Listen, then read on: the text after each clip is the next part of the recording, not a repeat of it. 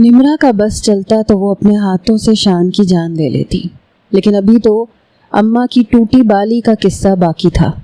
یہ کیسے ممکن تھا کہ بالی لیے بغیر وہ شان کے ساتھ بات خراب کر دیتی؟ اگر وہ بالی نہ دیتا تو اماں تو اسے گھر سے باہر نکال دیتی۔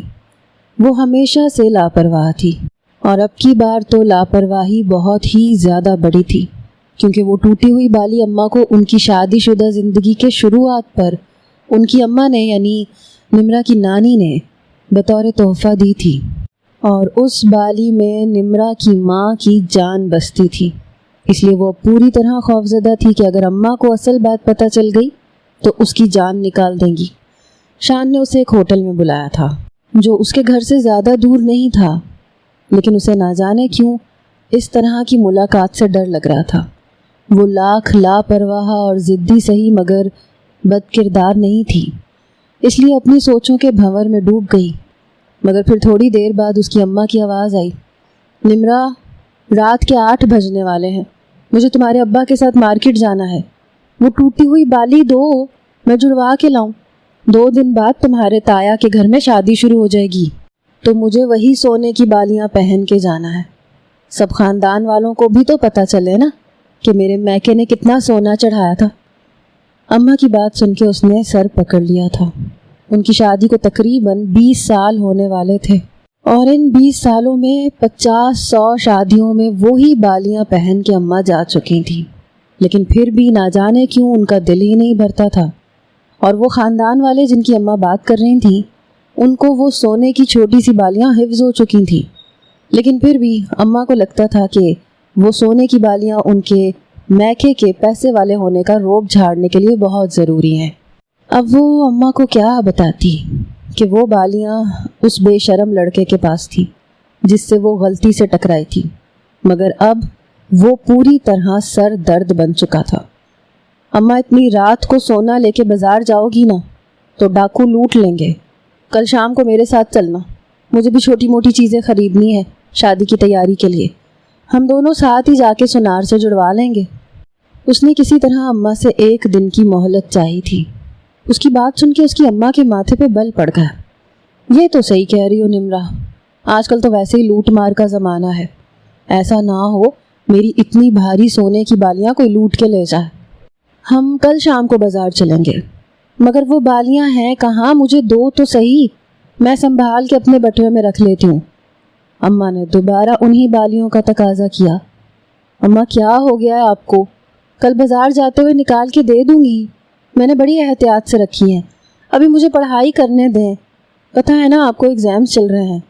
اوپر سے سمجھ نہیں آتا یہ سارے خاندان والے ایگزامز کے دنوں میں ہی شادیاں کیوں رکھ لیتے ہیں، سمجھ نہیں آ رہا پیپر کی تیاری کروں یا بارات میں جانے کی۔ اس نے کتاب اٹھا کے ایک طرف پٹکی اور اماں کی طرف سے منہ پھیر لیا کہ کہیں وہ پھر سے بالی کا تقاضا نہ شروع کرتے ہیں۔ اس کی اماں بھی سر ہاں میں ہلاتی ہوئی کمرے سے باہر نکل گئیں، اور ان کے جاتے ہی وہ اٹھ کے دروازے کی طرف دوڑی، جلدی سے دونوں پٹ بند کیے اور ایک ٹوٹی ہوئی کنڈی اوپر کی طرف چڑھا دی۔ گہرے گہرے سانس لیتی ہوئی وہ بستر پہ آ کے بیٹھ گئی۔ سمجھ نہیں آ رہا تھا کہ کسی دوست سے اس مسئلے کو ڈسکس کریں یا خاموشی سے شان سے ملنے چلی جائے، اور پھر اس نے یہی فیصلہ کیا کہ وہ شان سے ملنے کے لیے چلی جائے گی۔ آخر کو سونے کی بالی کا معاملہ تھا۔ اسی کشمکش میں وہ آنکھیں بند کر کے لیٹی تو خود بخود شان کا سراپا اس کی آنکھوں کے آگے لہرا گیا۔ بے شک وہ بہت زیادہ گورا چٹا یا خوبصورت نہیں تھا، لیکن اس کی سانولی رنگت میں بھی ایک خاص اٹریکشن تھی۔ قد کاٹ بھی اچھا تھا، آنکھوں کی چمک بھی اسے دوسروں سے مختلف بناتی تھی۔ نہ چاہتے ہوئے بھی نمرا اس کے بارے میں سوچنے لگی، اور پھر ایسے ہی سو گئی۔ اگلی صبح جب آنکھ کھلی تو بالی کے خیال نے اسے ستانا شروع کر دیا۔ اسے جلد سے جلد بالی حاصل کرنی تھی، اسی لیے اس نے اٹھنے کے ساتھ ہی شان کو فون ملا دیا۔ دوسری طرف سے نیند میں ڈوبی ہوئی شان کی آواز ابھری۔ گھڑی صبح کے 11 بجا رہی تھی، اور اس کی طرح شان بھی ابھی تک سو رہا تھا۔ یہ بات اس کے لیے حیران کن تھی۔ آپ ابھی تک سو رہے ہیں؟ بے اختیار اس کے منہ سے یہ سوال نکلا۔ جی ہاں میڈم، آپ کو کوئی اعتراض ہے کیا؟ اور آپ کی آواز بتا رہی ہے کہ آپ بھی ابھی اٹھی ہیں۔ شان نے فوراً اس کی چوری پکڑی تھی۔ مجھے وہ بالی جلدی چاہیے، شام سے پہلے۔ وہ سیدھا مدعے پہ آئی۔ ٹھیک ہے، آ جائیں ابھی ملنے۔ شان جھٹ سے راضی ہو گیا۔ میں کسی ہوٹل میں نہیں آ سکتی، قریب ہی ایک لائبریری ہے، میں وہاں چلی جاتی ہوں، میں وہیں آ کے آپ سے وہ بالی لے لوں گی۔ اس نے ہوٹل میں جانے سے صاف انکار کر دیا۔ شان کے لبوں پہ مسکراہٹ دوڑ گئی۔ اتنا تو وہ جان گیا تھا کہ نمرا شریف لڑکی ہے۔ اچھا ٹھیک ہے، میں لائبریری آنے کو تیار ہوں۔ وہ فوراً ہی اس بات کے لیے بھی راضی ہوا اور اٹھ کے تیار ہونے لگا۔ نمرا نے بھی جھٹ منہ ہاتھ دھویا، اماں کے سامنے جا کے کھڑی ہو گئی۔ اماں لائبریری میں کچھ نوٹس بنانے ہیں، میں وہ بنا کے واپس آتی ہوں، پھر بازار چلیں گے، میرے آنے تک تیار رہنا۔ اس نے جھٹ پٹ اماں کو اپنا حکم سنایا اور اس کی اماں نے گھور کے اسے دیکھا۔ سارا سال تم سے پڑھائی ہوتی نہیں، آخر کے 2 دن میں تم نے کون سی PhD کر لینی ہے؟ اماں کی سچی بات پہ اس نے برا سا منہ بنایا تھا۔ بات تو سچ تھی مگر تھی رسوائی کی۔ میرا کچھ کہے؟ بنا کچھ کہے وہ اپنا جھولا کاندھے پہ لٹکائے لائبریری کے دروازے پہ پہنچ کے کھڑی ہو گئی۔ بے صبری سے اسے اس شخص کا انتظار تھا جس نے اس کی جان سولی پہ لٹکا رکھی تھی۔ کچھ دیر کے انتظار کے بعد وہ اسے سامنے سے آتا ہوا دکھائی دیا۔ اس کی جان میں جان آئی۔ لائبریری کے دروازے پہ ہی وہ اس کے روبرو آ کے کھڑا ہو گیا۔ لاؤ جلدی سے بالی مجھے دو، مجھے دیر ہو رہی ہے۔ نمرا ایک پاؤں پہ کھڑی تھی۔ آپ بھول گئی ہیں، میں نے کہا تھا کہ آپ کو مجھ سے اچھے طریقے سے معافی مانگنی ہوگی۔ شان نے اسے گزرے کل کی بات یاد دلائی۔ میں معافی مانگ تو چکی ہوں، کیا چاہتے ہیں آپ؟ پاؤں پکڑ لوں آپ کے؟ کہیں تو قدموں میں بیٹھ جاتی ہوں۔ وہ بری طرح سے چڑچڑا گئی تھی۔ ایک تو چلچلاتی گرمی، اوپر سے بار بار اس کی شال سر سے ڈھلک رہی تھی۔ وہ شاور لے کے گھر سے نکلی تھی، اس لیے بال کھلے ہوئے تھے، یہاں وہاں بکھر رہے تھے، اور اب اوپر سے شان کے بے مقصد کے جملے اسے مزید تپا گئے تھے۔ شان نے مسکرا کے اس کے چہرے کی لالی کو دیکھا اور ٹوٹی ہوئی بالی نکال کے اس کی ہتھیلی پہ سجا دی۔ یہ لیجئے آپ کی بالی۔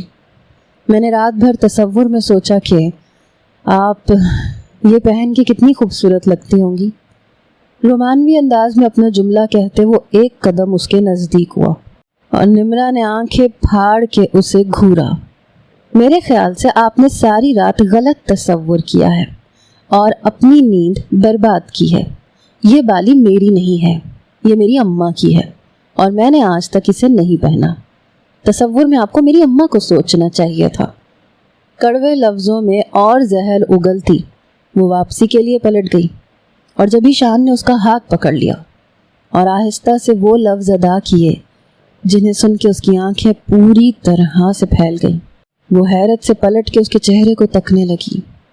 Happy birth day my dear, اسی لیے آپ کو بلوایا تھا کہ آپ کی برتھ ڈے وش کرنا چاہتا تھا۔ یہ بالی چاہتا تو میں کل ہی آپ کو دے دیتا، لیکن پھر آپ کو برتھ ڈے کیسے وش کرتا؟ مسکراتے ہوئے وہ نمرا کی آنکھوں میں جھانک رہا تھا، جو اس بات پر حیران تھی کہ اسے نمرا کی برتھ ڈے کا علم کیسے ہوا۔ وہ بس یک ٹک اسے دیکھتی چلی گئی جو دوبارہ سے اسے برتھ ڈے وش کر رہا تھا۔ Happy birthday dear Nimra. تالیوں کی آواز گونجی تھی۔ نمرا دوبارہ اپنے حال میں واپس لوٹ آئی۔ اس کا گونگا شوہر اس کے سامنے بیٹھا، تالیاں بجاتے ہوئے، غوں غاں کرتے ہوئے اسے وش کر رہا تھا۔ کانوں میں گونجنے والی شان کی آواز پس منظر میں چلی گئی تھی اور مراد کی غوں غاں سے اس کے کانوں کے پردے پھٹنے لگے تھے۔ اس نے فوراً اپنا ہاتھ مراد کے منہ پہ رکھ دیا۔ پلیز شور نہ مچاؤ، میرے سر میں درد ہے۔ اس کی آواز میں پستی چھلکنے لگی تھی، آنکھوں سے آنسو بہنے لگے تھے۔ اس نے موبائل فون گھما کے دیکھا اور پھر آہستہ سے مراد کا شکریہ ادا کیا۔ تھینک یو سو مچ۔ آپ نے بھی میرا کالج کارڈ تو نہیں دیکھ لیا تھا؟ اداسی سے مسکراہٹ چہرے پہ سجائے وہ ماضی کا کوئی لمحہ دہرا رہی تھی۔ شان نے اس کے کالج کارڈ پہ اس کی برتھ ڈیٹ دیکھی تھی، اسی لیے اسے وقت پر وش کر دیا تھا، لیکن مراد کو کیسے علم ہوا تھا اسے یہ اندازہ نہیں تھا۔ اس نے سوالیہ نظروں سے مراد کو دیکھتے سوال پوچھا تو، لیکن پھر وہ جانتی تھی کہ جواب نہیں ملے گا۔ مراد بس خاموشی سے اس کے چہرے کو دیکھ رہا تھا، جیسے کچھ جانچنے کی کوشش کر رہا ہو۔ محبت کے زخم بہت گہرے ہوتے ہیں مراد۔ اس نے مجھے کبھی اتنا مہنگا فون تو نہیں دیا تھا، لیکن میں اس کے چھوٹے چھوٹے وعدوں پہ ہی ہمیشہ خوش ہو جاتی تھی۔ یہ فون کبھی میری چاہ ہوا کرتی تھی۔ میں نے کتنی بار اس سے کہا کہ مجھے یہ آئی فون چاہیے، لیکن وہ مجھے کبھی بھی نہ دے سکا۔ آج مجھے یہ مل تو گیا، لیکن دینے والا ہاتھ بدل گیا، اسی لیے شاید خوشی کا احساس نہیں ہو رہا۔ اپنے گونگے شوہر سے بات کرتے ہوئے نمرا نے موبائل فون لپیٹ کے ڈبے میں رکھ دیا، پھر اسے سائڈ ٹیبل پہ رکھتے مراد کے چہرے پہ نظر ڈالی، جس کے چہرے پہ مایوسی کے تاثرات تھے، جیسے نمرا کا یوں فون رکھ دینا اسے اچھا نہ لگا ہو۔ نمرا نے اسے اشارے سے واپس نیچے بستر پہ جا کے سونے کا کہا تو وہ چپ چاپ اٹھ کے نیچے جا کے لیٹ گیا، بنا کچھ کہے، بنا شور کیے۔ وہ بھی لیٹ کر اپنی آنکھیں بند کر گئی۔ کیا ہو جاتا اگر یہ سب کچھ ایسے نہ ہوتا؟ یہ فون مراد سے نہیں بلکہ شان سے ملتا تو شاید وہ اسی بیڈ پہ چڑھ کے ناچ رہی ہوتی، یا پھر شادی کی رات کا یہ منظر ایسا نہ ہوتا۔ تھک ہار کے نمرا نے اپنے آپ کو وقت کے حوالے کر دیا تھا۔ دھیرے دھیرے رات گزر گئی تھی اور اگلی صبح کا سورج ایک نئی روشنی لے کے آیا تھا۔ کمرے کا دروازہ زور زور سے بج رہا تھا۔ نمرا نے گھڑی پہ نظر ڈالی تو صبح کے 9 بج رہے تھے۔ بستر سے نیچے پڑا اس کا شوہر مراد ابھی بھی گہری نیند سو رہا تھا۔ اس نے جلدی سے اٹھ کے مراد کو اٹھایا، اس کا تکیہ اٹھا کے بستر پہ ڈالتے اسے بھی بیڈ پہ لیٹنے کا اشارہ کیا۔ مراد اس کے اشارے کو سمجھتے ہوئے بیڈ پہ لیٹ گیا تو نمرا نے فوراً سے دروازہ کھولا۔ سامنے اس کی بڑی نند کھڑی تھی، چہرے پہ مسکراہٹ، آنکھوں میں اپنائیت لیے۔ سوری نمرا بھابھی، میں نے آپ کو جلدی جگا دیا۔ دراصل مجھے واپس اپنے سسرال جانا ہے، تو میں نے سوچا کہ آپ کو انفارم کر دوں، گھر میں آپ کے اور بھائی کے علاوہ کوئی نہیں ہے، سارے مہمان رات کو ہی چلے گئے تھے۔ میری ساس بیمار رہتی ہیں تو اس لیے مجھے بس ابھی کچھ دیر میں نکلنا ہے۔ میں نے آپ کا ناشتہ تیار کر دیا ہے، آپ آ کے ناشتہ کر لیں تو پھر میں بھی چلی جاؤں گی۔ ریما کی بات پہ نمرا نے تھوڑی دیر میں آنے کا کہا، پھر شاور لینے چلی گئی۔ کچھ ہی دیر میں وہ فریش ہو کے ڈائننگ ٹیبل پہ جا کے بیٹھی، جہاں اس کی نند نے اس کی پسند کا ناشتہ تیار کر رکھا تھا۔ پتہ ہے نمرا بھابھی، بھائی نے آپ کو آپ کے تایا کی بیٹی کی شادی میں دیکھا تھا، تبھی بتا دیا تھا کہ وہ آپ سے شادی کرنا چاہتے ہیں۔ ہمیں تو لگا تھا کہ آپ کے گھر والے کبھی راضی نہیں ہوں گے کیونکہ بھائی گونگے ہیں نا، مگر شاید اسی کو نصیب کہتے ہیں کہ ہم رشتہ لائے اور آپ کے گھر والوں نے ہاں کر دی۔ ہم 2 ہی بہن بھائی ہیں، میرے بعد اب میرا بھائی آپ کے حوالے ہے۔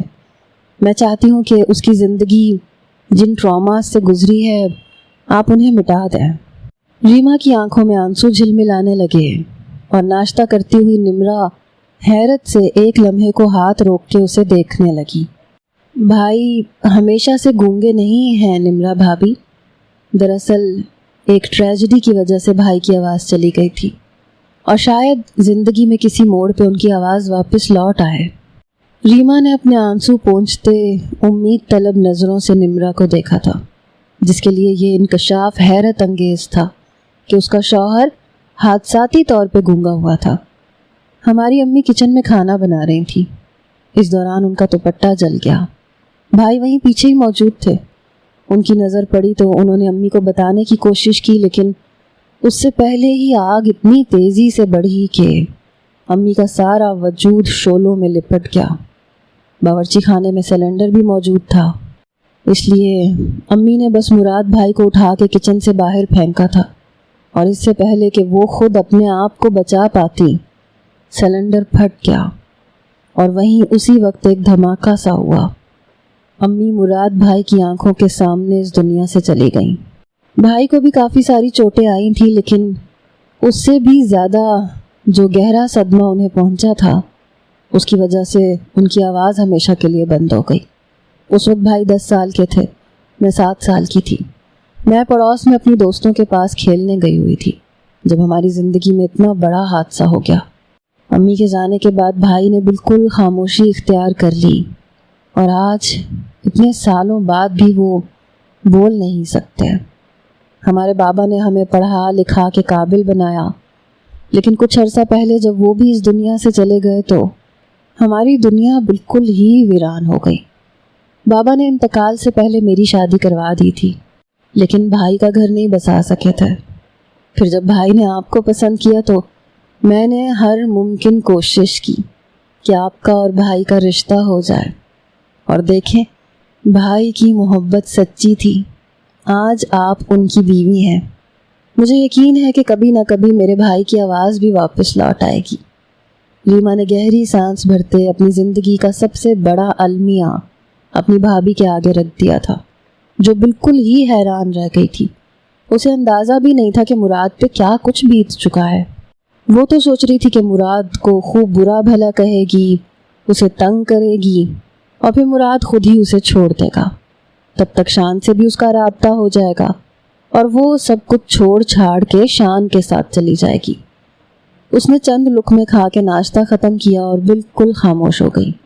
ریما اس سے گلے ملتی، ولیمے میں آنے کا کہہ کے اپنے سسرال کے لیے روانہ ہو گئی، اور وہ تھکی ہاری سی کمرے میں لوٹی تو مراد فریش ہو کر آئینے کے سامنے کھڑا اپنے بال بنا رہا تھا۔ خود بخود نمرہ کی نظریں مراد کے وجود سے چپک گئیں۔ سیاہ رنگ کا قمیض شلوار پہنے وہ مردانہ وجاہت کا شاہکار نظر آ رہا تھا۔ اگر وہ بولنے کے قابل ہوتا تو شاید اس سے زیادہ مکمل مرد اور کوئی نہ ہوتا۔ مراد نے اس کی نظروں کی تپش کو محسوس کیا تو پلٹ کے اسے دیکھا اور پھر مسکرا دیا۔ نمرہ نے جلدی سے اپنی نظروں کا زاویہ بدلا، خاموشی سے بیڈ پہ جا کے بیٹھ گئی، موبائل اٹھایا اور بار بار فون ڈائل کرنے لگی، لیکن شان فون نہیں اٹھا رہا تھا۔ مراد آئینے سے مستقل اس کی بے چینی کو محسوس کر رہا تھا، جو موبائل فون پہ تیزی سے انگلیاں چلاتے بے چین نظر آ رہی تھی۔ فون اٹھاؤ شان، وہ ایک دم ہی زور سے چیخی تھی اور موبائل فون دیوار پہ دے مارا۔ مراد ایک دم پلٹ کے اس کی طرف چلا آیا، ہوں گاں گاں کر کے وہ اشارے سے اس سے پوچھ رہا تھا کہ کیا ہوا ہے۔ غصے سے نمرہ نے اس کی طرف دیکھا اور آنکھوں میں آتے آنسوؤں کو حلق میں اتارا۔ پھر وہ اپنی انگلی کے اشاروں سے پوچھنے لگا کہ کیا بات ہے۔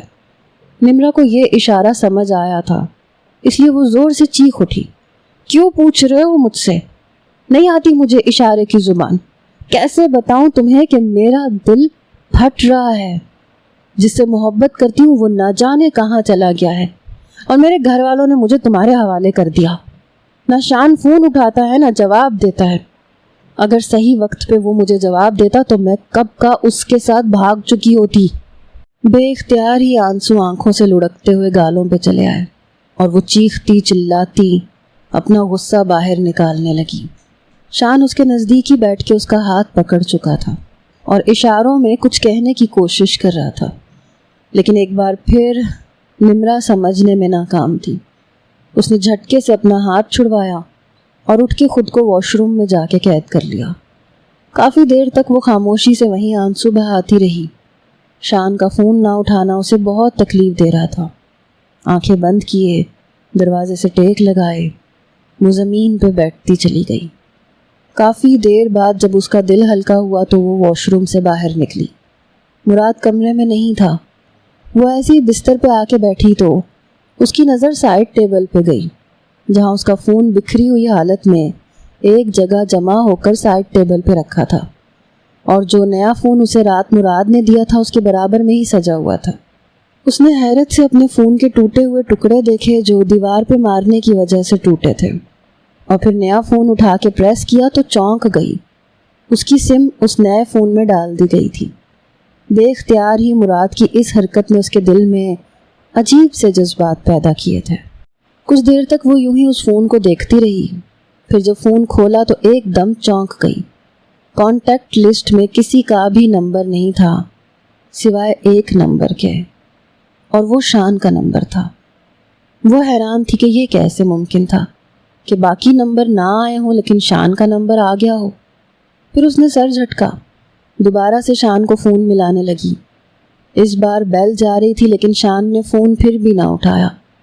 اس نے تنگ آ کے فون ایک طرف رکھ دیا، کمرے سے باہر نکل گئی۔ باہر مراد پودوں کو پانی دے رہا تھا۔ وہ خاموشی سے اس کے پیچھے وہیں کھلی فضا میں بیٹھ گئی۔ یہ گھر نہ صرف خوبصورت اور عالی شان تھا بلکہ کافی بڑا بھی تھا۔ دو ملازم بھی تھے جو اس وقت گھر کی صفائی میں مصروف تھے۔ مراد نے اسے دیکھا تو مسکراتے ہوئے گارڈن میں لگی چیئرز کی طرف اشارہ کر دیا۔ نیم کے درخت کے نیچے لگی وہ چیئرز بہت پرسکون منظر پیش کر رہی تھیں۔ نمرا خاموشی سے جا کے وہاں بیٹھی، پھر اپنی آنکھیں مراد پہ جما لی جو آہستہ آہستہ پودوں کی دیکھ بھال کرنے میں مصروف تھا۔ مراد نے ایک گلاب کا پھول توڑا اور اسے سنبھال کے نمرا کے سامنے آ کے کھڑا ہو گیا۔ ہاتھ بڑھا کے وہ پھول اس کی جانب کیا اور گھٹنوں کے بل بیٹھ گیا جیسے اسے پروپوز کرنا چاہتا ہو۔ اس ایک پل میں نمرا کا دل دھڑکنا بھول گیا تھا۔ ماضی بار بار گھوم کے اس کے سامنے آ جایا کرتا تھا۔ وہ لائبریری کے باہر کھڑی تھی، حیران تھی کہ شان کو اس کی برتھ ڈے کا علم کیسے ہوا۔ جب ہی شان گھٹنوں پہ بیٹھا اور سرخ گلاب کی ایک کلی نکال کے اس کے آگے کر دی۔ میری طرف سے اسے برتھ ڈے کا گفٹ سمجھ لیجئے، فی الحال میری نوکری نہیں ہے اس لیے میں آپ کو کوئی خاص تحفہ نہ دے سکا، لیکن جلدی میری نوکری ہو جائے گی تو میں آپ کو آپ کی برتھ ڈے کا گفٹ ضرور دوں گا۔ اس کے اس انداز پہ نمرا کے دل میں گدگداہٹ پیدا ہوئی تھی۔ یہ پہلی بار تھا جب اسے نہ صرف کسی لڑکے نے برتھ ڈے وش کی تھی بلکہ اس طرح پھول بھی دیا تھا۔ نمرا نے ہچکچاتے ہوئے وہ پھول پکڑ لیا اور بنا کچھ کہے واپسی کی راہ لے لی۔ سارے راستے وہ پھول اس کے سینے سے لگا رہا، لیکن گھر کے قریب پہنچتے اس نے اس پھول کو کتاب میں دبا دیا اور تیز ہوئی دھڑکنوں کے ساتھ گھر میں داخل ہوئی۔ اس کی اماں نے اسے دیکھا تو جلدی سے کھانا کھا کے بازار چلنے کا کہہ دیا۔ اس نے بڑی مشکل سے 1-2 لقمے ہی کھائے تھے۔ دل و دماغ پہ شان کے جملے چھائے ہوئے تھے، اس کا دیکھنا، اس کا مسکرانا، اس کا یوں برتھ ڈے وش کرنا۔ وہ نہ صرف خوش تھی بلکہ ایک نئے احساس سے دوچار ہو رہی تھی۔ اماں کی بالی اس نے اماں کے ہاتھ میں پکڑا دی تھی اور پھر ان کے ساتھ بازار پہنچ گئی۔ 2 دن بعد اس کے تایا کی بیٹی کی شادی تھی۔ وہ بہت کچھ خریدنا چاہتی تھی مگر اس وقت دھیان ہی کہیں اور تھا۔ اماں اسے لے کے سنار کے پاس پہنچی، بالی جوڑنے کے لیے دے دی تھی۔ پھر وہ کچھ دیر خریداری کرتی رہیں اور پھر واپس لوٹ آئیں۔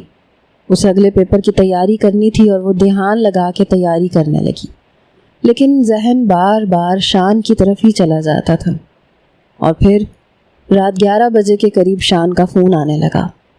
کل میرا انٹرویو ہے، دعا کیجیے گا میں کامیاب ہو جاؤں، میری یہ کامیابی آپ کی زندگی بدل دے گی۔ شان نے بڑے گہرے لہجے میں کہتے اس کے ہونٹوں پہ مسکراہٹ جگائی تھی۔ ابھی تو میں نے آپ کو 1 کلی دی ہے، میری نوکری ہو گئی تو پھر دیکھیے گا پورے کمرے میں پھول ہوں گے اور آپ ان پھولوں کے درمیان دلہن بنی بیٹھی ہوں گی۔